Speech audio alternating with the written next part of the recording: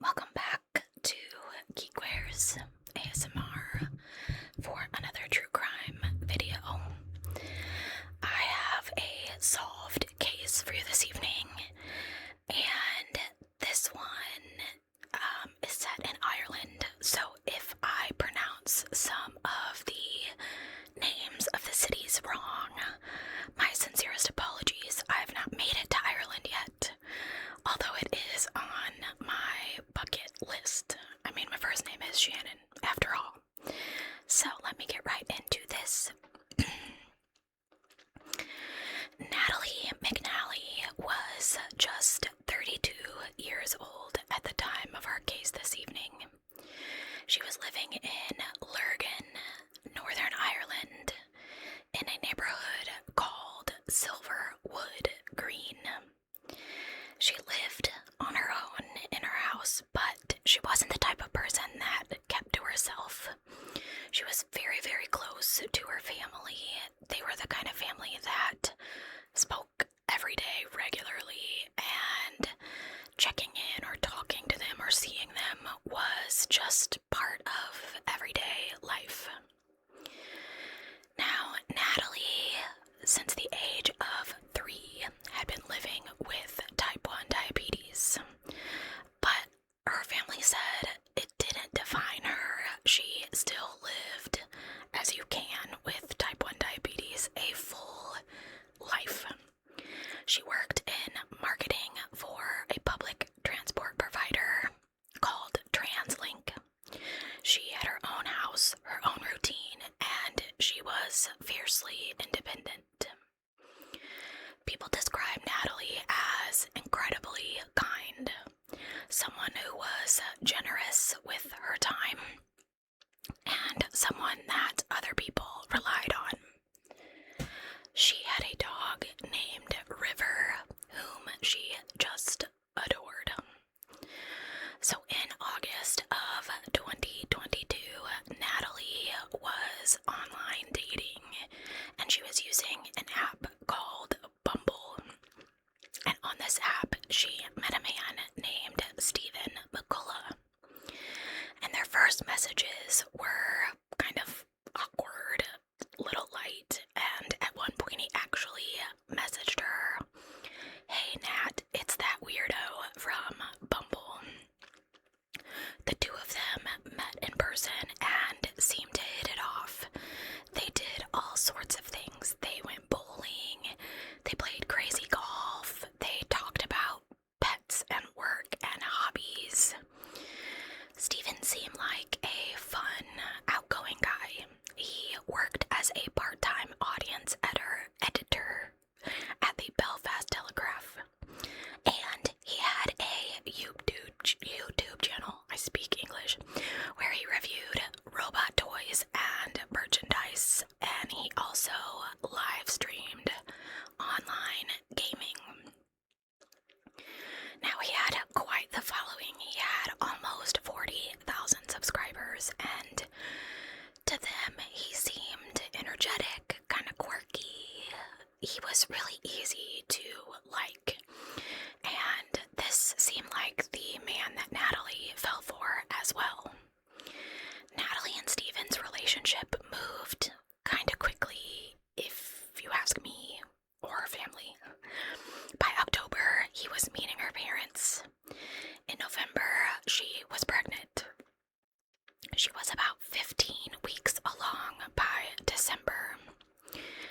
According to the messages that were discovered between the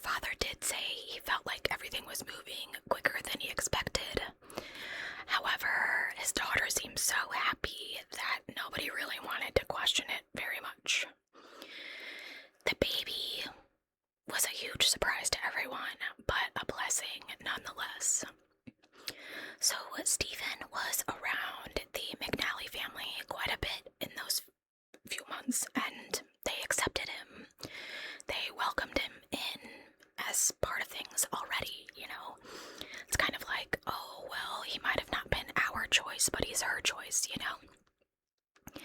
And of course, Natalie and Steven would have arguments every so often, but nothing about it felt off or dangerous.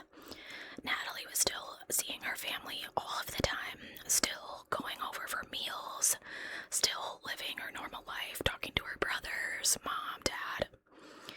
So, on December 18th of 2022, she had been at her parents' house earlier that evening, watching the World Cup final and having dinner with them. It was just a regular Sunday evening. Natalie was messaging Steven that night, and he told her that he was planning on live streaming later, like he usually did. He would get online and game and chat with his viewers, and this was a way that he could make some money on the side. Natalie told him that she would try to join the stream for a little bit. She supported his YouTube channel, and she wanted to show him whatever support that she could. So not long after dinner, she left her parents' house and drove back to her place in Silverwood Green. She got home around 7, happily greeting River as she came in the door. Around the same time that Natalie was at her parents' house having dinner, Steven was starting to post on his YouTube channel, letting his subscribers know that he would be live later that night. At 6 p.m., his broadcast started, and for the next several hours, anyone watching would have seen exactly what they expected to see. Steven was sitting at his computer, much like I am right now, playing video games, talking to the camera. He had done this in plenty of streams before, and that night he was wearing a Santa hat, eating snacks, sipping Guinness, making jokes. At one point, he even tells his audience, "I am in for the night." He played games like Grand Theft Auto and Robot Wars, switching between them while chatting to the camera. However, there was something just a hair different about Steven's stream on this night. He told them that he was having technical problems, so he would not be able to read the chat or respond to their comments while he was live. Which, when you're streaming, that's kind of part of it, interacting with your viewers and things like that. But as I am well versed in technical issues happen, so nobody had any reason to question it. So Steven's stream kept going. 1 hour, another. People could see him on the camera the entire time. And as far as his subscribers believed, Steven was at his home in Lisburn in front of his computer, exactly where he said that he was. And while that live stream was running, Natalie was at her house. And as far as everybody knew, again, completely normal night. What no one watching that stream knew, was that the video they were looking at wasn't happening in real time. And yes, while thousands of people thought they knew where he was, something very different was happening. Steven's stream was still going, and people were watching him, commenting, listening to him talk. But it wasn't until the next day that things started to get weird. Natalie's family had not heard from her, which wasn't like her. It was not unusual for them to talk every day, especially this close to Christmas. And Steven contacts them and says he hasn't been able to reach her either, and he's starting to get really nervous. So the evening of September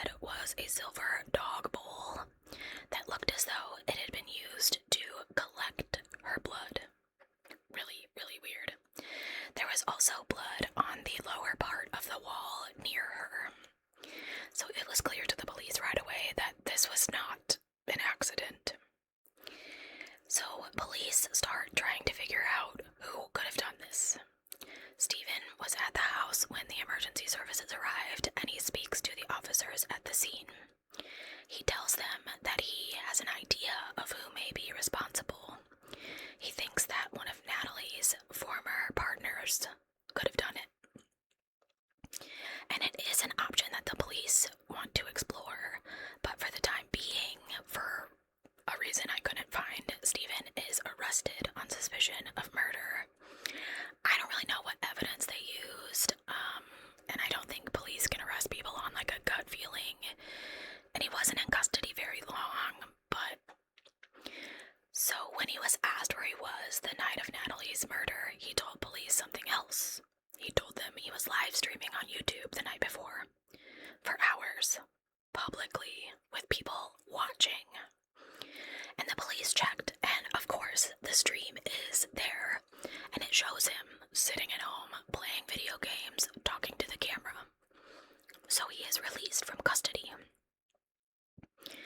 And as the investigation continues, this live stream is a huge part of why. Because if he had been online the entire time while Natalie was killed, well then he couldn't have been in Lurgan doing it, right? Police speak to the former partner whom Stephen had blamed, Natalie's ex-boyfriend, but he had an alibi for the night that she had been killed, and it was confirmed. The post-mortem autopsy was carried out, and it showed just how violent this attack on Natalie had been. She had suffered multiple sharp stab wounds, strangulation, and several heavy blows to her head. She had cuts, bruises, and injuries from her head, neck, chest, and limbs. She had defensive wounds and bleeding on her brain. Now, the pathologist would say that it was quite difficult to determine the exact cause of death because any one of those injuries could have been fatal. The neck compression alone could have done it, or the stab wounds, or the blunt force trauma. And remember, Natalie was 15 weeks pregnant when she died, so 2 lives were lost that night. And this attack really didn't appear to be random. Apparently it's quite rare for violence like this to be inflicted by a stranger. Plus, nothing from the house itself was taken. No signs of a break-in. River the dog was unharmed. I don't know about her dog, but most dogs would kind of have deterred a stranger from entering the house, right? So, according to investigators, somebody went there with the purpose of killing her. As the days go on, the focus moves away from Stephen, at least publicly. And as it does, life also carried on. On Christmas Eve, just a few days after Natalie's death and the day before her wake, police tell Stephen that he's no longer a suspect, which came as a huge relief to him. At that point, as far as anyone knew, the man who found her, the man who called 999, the man who had been with her family through what is described as some of the worst days of their lives, had nothing to do with what happened to her. And her family is in shock. There's just no other way to describe it. As many of us know, one day the person is there, and the next they are gone. Her family was grieving and just trying to make sense of something that just didn't make sense. And they felt really sorry for Stephen. As far as they knew, he just lost his new girlfriend and the mother of his unborn child.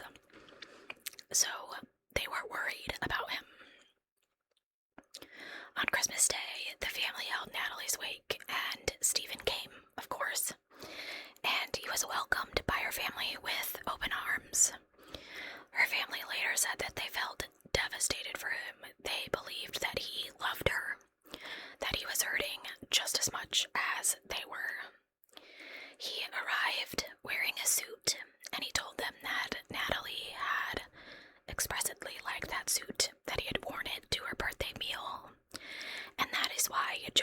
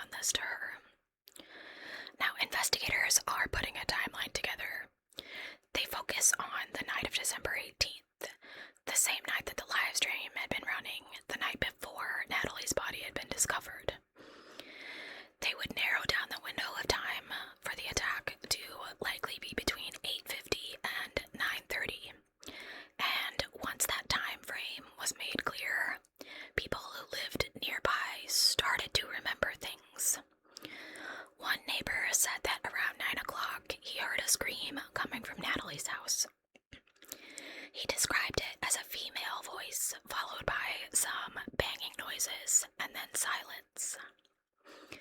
Another neighbor who lived behind Natalie's house said that she noticed that the blinds were down, which she described as unusual, and through a gap at the bottom, she could see movement inside.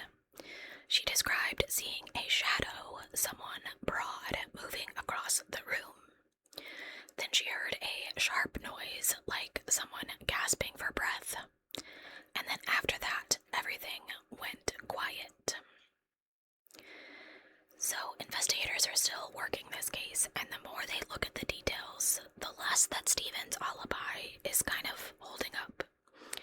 Digital forensic analysts looked at the YouTube stream that he had pointed to from the very beginning. And like I said, at first it looked exactly like he claimed it was, a live broadcast of him at home playing video games. But when they examine the file itself, they find something that changes the trajectory of this case. That stream had not been live. Evidence showed the video had actually been recorded days earlier. Instead of being broadcast in real time, the file had been uploaded and played as though it were happening live. The data also showed that the recording had stopped at 5 minutes after midnight, and the file itself had been deleted shortly after. So once that piece doesn't fit anymore, investigators go back and start looking at everything else. They check his search history, and in the days before Natalie was murdered, he had been looking up train and bus timetables between Lisburn, Dunmurry, and Lurgan. And then they start looking at the CCTV footage from around his house, from around her house. And they discover a man traveling from Lisburn toward Lurgan. It's about a 20-mile journey, and this man is dressed in dark clothing. He's wearing gloves, and the lower half of his face is covered. He's also carrying what appears to be a green shopping bag. Now, when this man arrives in Lurgan, he doesn't go straight to a house. He walks more than a mile through the area where Natalie lived, and police believe that this is when he goes to her house. So sometime between 8:50 and 9:30, while his live stream is playing, Natalie is attacked and killed. Afterward, the same man is seen again on CCTV footage, leaving the area. At some point, he changes clothes, and he heads back to public transport, but he's too late, and he misses the bus. So instead, he approaches a taxi, and the driver is expecting someone, but it's not him. He convinces the driver that the booking is his, and that the destination has changed. So the taxi driver agrees, and the taxi takes him back to Lisburn, right to his front gate. When he gets home, the stream is still running, still playing, still convincing enough to anyone watching that he never left the house. And the alibi that had cleared him in the beginning was the very thing that ended up proving he had done it. Now, they start going back over everything that Stephen had done in the hours and days before Natalie had died. And the more that they looked, the more that they felt like he was performing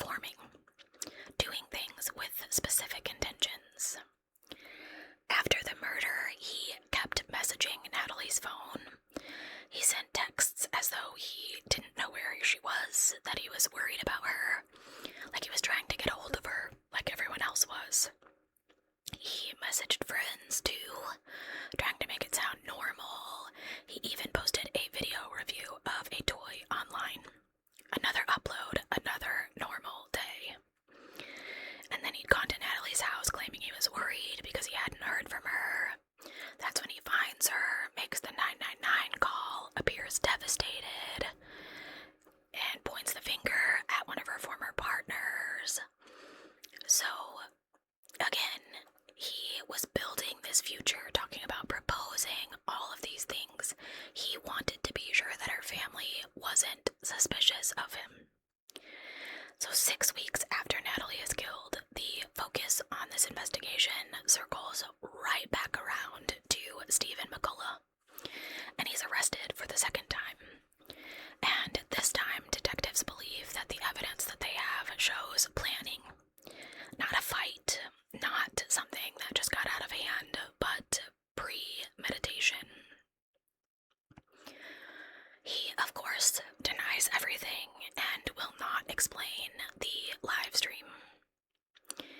It took years for this case to make it to trial, and when it finally did, the court heard 5 weeks of evidence. Timelines, messages, forensics, the CCTV footage, the digital records, and the live stream, of course. But noticeably missing from this trial was Stephen's voice. The 5-week trial at Belfast Crown Court gripped and horrified Northern Ireland, laying out what prosecutors described as a careful, intricate preparation behind a brutal killing. This case was presided over by Mr. Justice Kinney. Stephen McCullough denied the charge, and when it came for him to speak directly to the court, he did not. He did not take the stand. He did not testify. He did not tell the jury what had happened that night. Prosecutor Charles McGrainer Casey told the court that McCullough had lied again and again and again to Natalie, her family, to the police, to anyone who would listen, really, and those lies had backed him into a corner. He said there is no answer Stephen could ever give that could stand up to the scrutiny in the witness box. So instead he stayed silent, and the jury was left to look at everything else that was presented. The court heard that Natalie had been messaging with other men, and some of the messages were flirtatious, some a little more. And just days before she was killed, she told one of them that she was thinking about ending her relationship with Stephen, possibly after Christmas. Investigators believe that Stephen had seen those messages, and that he had accessed her phone, and it wasn't the first time that this had caused problems between them. The jury also heard that he had previously been arrested for assaulting an ex-girlfriend after reading messages on her phone. So it kind of proves a pattern of jealousy, control, fear of losing their relationship. The court heard that he had secretly recorded a former partner during a counseling session, which is a complete invasion of privacy. Even the story about the abusive ex, the one that he told the police must have done it, was part of the same thing. Point suspicion somewhere else. And then there's the live stream, you know, the one he'd pointed to from the start that proved that he couldn't be anywhere else but at home streaming. Right. By the time that case went to trial, that stream meant something very differently, and parts of it were played in court. Jurors watched it, knowing that investigators believed Natalie was being murdered at the same time. They see Stephen sitting in front of the screen playing video games, and at one point he's doing a mission that involves hurting someone. And he's playing and he starts talking out loud, kind of joking and narrating what he's doing. And at one point he says, I need to off this bee. I need to take her down. A few minutes later he says something else, and it really didn't mean something to anybody at the time, but it sounds quite different when you're listening back now. He says, abso-effing Natalie. And it's the only time that he says her name during the entire stream. But not long after that, the video itself changes. There's a short break and the game disappears, and for a moment, a poster of the James Bond film, No Time to Die, shows up. There's no background music, no talking, just silence, and no explanation for why it was in this video. So, again, some weird glitch in this live stream. Natalie's family takes the stand and they talk about the day that she passed away, about the wake, how they welcomed him into their home, how they felt sorry for him, how they trusted him. The neighbors testified, the pathologist testified. The signs that she tried to fight back, the wounds, the strangulation, all of it was revealed to the jury. They saw the searches for the bus routes, the CCTV footage, face covered, gloves, green bag, all of it. So the story he had tried to build fell apart. Stephen had thought he had built the perfect alibi, but real life isn't a video game. There's no restart button, no save point, no way to back out and start over. They'd only been together a few months, but in her mind she was already someone he couldn't afford to lose. He would later admit that the stream was in fact pre-recorded, but even then maintained his innocence. He said that he had been asleep at home during the time that she was killed. His defense argued that the case against him was circumstantial. His barrister, John Kearney Casey, told the court that there could have been another explanation for the pre-recorded stream. It may have been done simply to capture the audience interest by presenting it as live.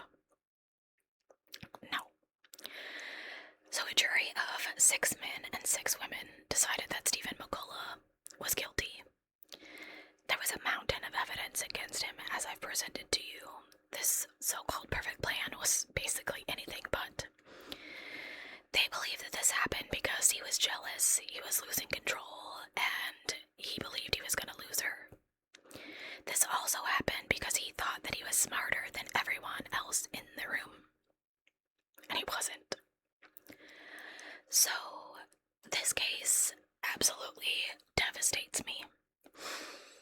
I don't necessarily believe that it is because he was afraid of losing her. Oh gosh, that he was afraid she was gonna leave him or whatever. I think that maybe he didn't want her to be pregnant, as the first case that comes to my mind, of course, is the Chris Watts case, which I'm still waiting for that man to start talking.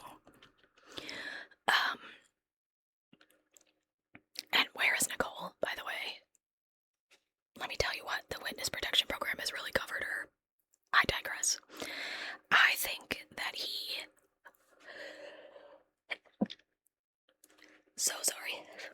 I think that he may have been controlling and jealous and etc., etc. And maybe he did read those messages that she was going to break up with him. But I really think that it was probably the pregnancy that had tossed him over the edge.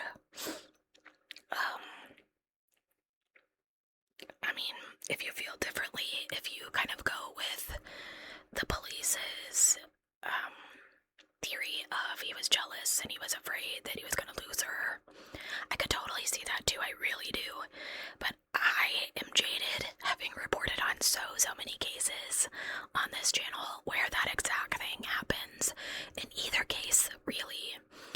And it just sucks because if she was preparing to leave, she knew that she could be happy and have this baby with or without him. Her family saw the little squish as a blessing, and she was fine to just do it without him. I know that pregnancy can be difficult on type 1 diabetics. I'm not sure exactly if it's just the pregnancy part of it or actually getting pregnant. Let me know if you know down below. So I could see why her parents would really be considering this a blessing to get a grandchild. So this case really sucks. If you have any case suggestions down below, please add them to my list. I just finished watching, which I know y'all have seen because everyone has covered it, the Maternal Instincts, oh my god, documentary on Netflix, and so many people have covered that case, and there's so much more to the story. But I hate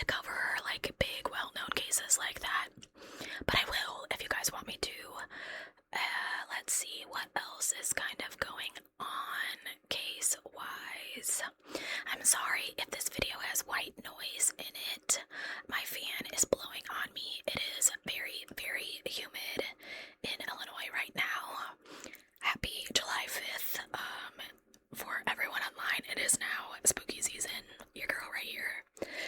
I went to the bookstore yesterday to find a magazine to start reading to you guys just for extra content, and they had one, and I didn't buy it because it was full of a lot of cases I'd covered already, and I don't like to do that. I want to find stuff y'all haven't heard me talk about before.